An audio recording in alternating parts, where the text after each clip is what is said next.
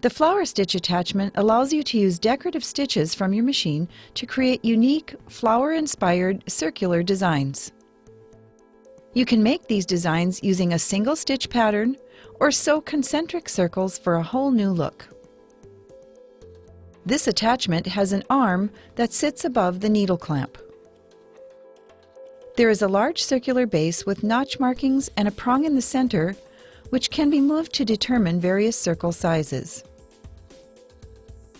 To place the flower stitch attachment on the machine, first raise the needle to its highest position by turning the hand wheel toward you. Loosen the side screw on the presser bar, then remove the presser foot and presser foot holder. Before placing the attachment on the machine, thread the bobbin first. Depending on your machine model, either lower the feed dogs or cover them. Position the arm so that it sits above the needle clamp. Tighten the side screw securely so that the attachment doesn't work itself loose while stitching. After selecting the stitch you want to use, you can make smaller circles by moving the disc so the prong is toward the minus marking. First, loosen the screw, move the disc, then tighten the screw. Position the fabric under the center of the disc. Lower the presser foot lifter.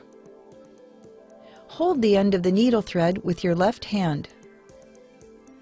Turn the hand wheel of the machine toward you slowly until the needle moves down and then up again to its highest position. Pull the needle thread slowly to pull the bobbin thread to the top side of the fabric. While holding the needle and bobbin threads, sew a few stitches. Stop to trim the threads, then continue sewing. Sew until a complete revolution has been made. Raise the needle to its highest position and lift the presser foot lifter. Remove the fabric from the machine. Cut the threads, leaving thread tails about 6 inches long.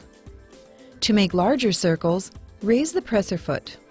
Loosen the screw, move the disc toward the plus marking, and tighten the screw. Lower the presser foot and sew the new circle.